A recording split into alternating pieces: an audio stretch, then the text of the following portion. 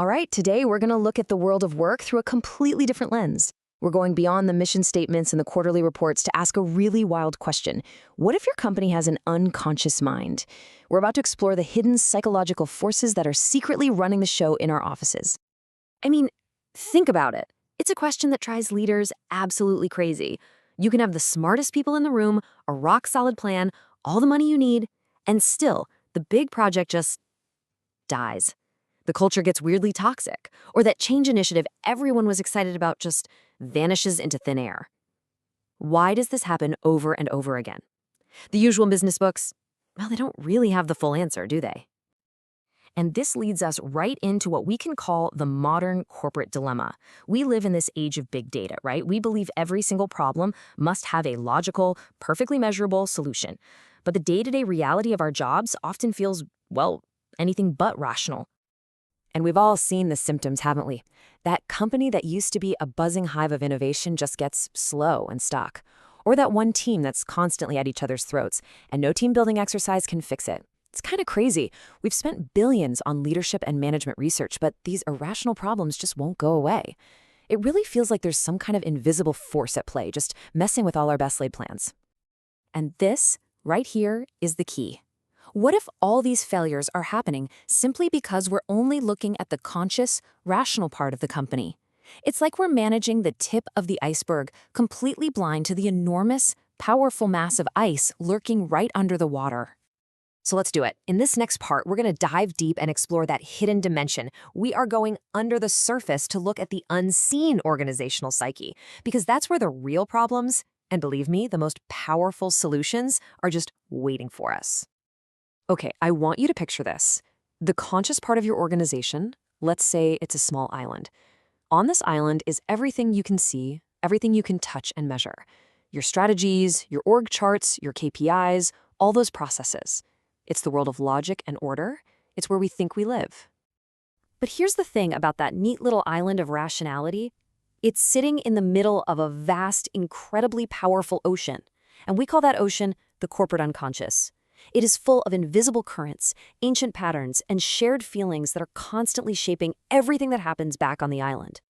Now, this idea is right from the work of psychologist Carl Jung, and it is the absolute key to all of this. The collective unconscious isn't just your personal baggage. It's the shared psychic DNA of the whole group. It's that invisible tide that shapes the company culture, that dictates, without a single word, how people actually work together. It's what ultimately decides if your shiny new strategy is going to sink or swim. So, if we're all floating on this massive, invisible ocean, how in the world do we navigate it? Well, luckily for us, depth psychology gives us a kind of toolkit, a set of concepts that help us finally see and understand these powerful, hidden forces.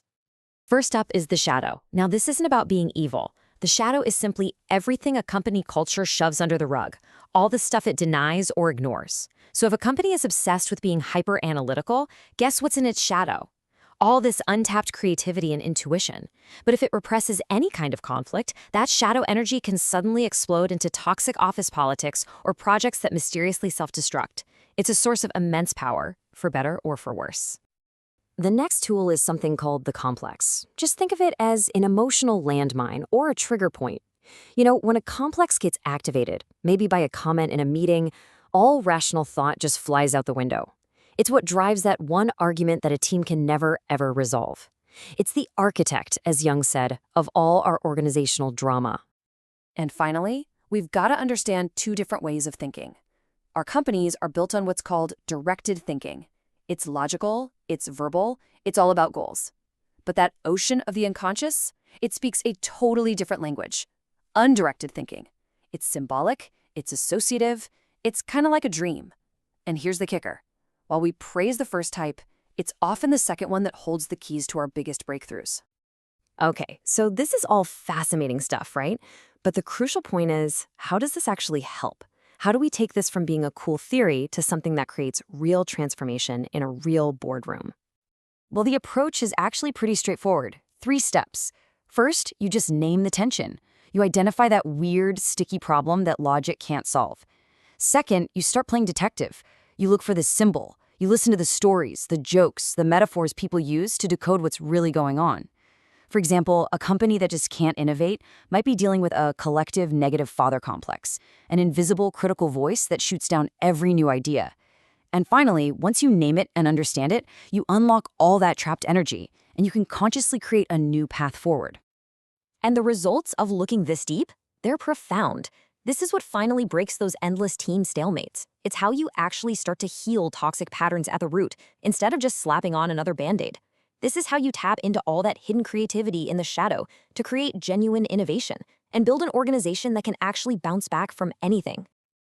Which brings us to the biggest, most mind-blowing idea of all. And that's the concept that an organization, just like a person, has a soul. This analogy is just wow. Think about it.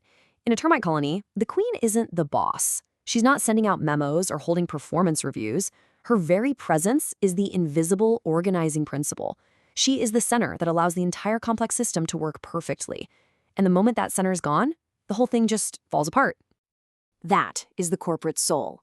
It's the invisible, central organizing function, what Jung called the self, that gives a company its unique energy, its sense of purpose, its true north.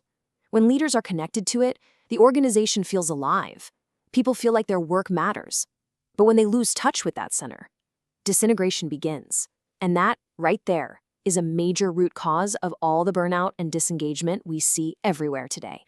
So, we'll leave you with a question to take back with you. I want you to look past the spreadsheets and the org charts for a minute.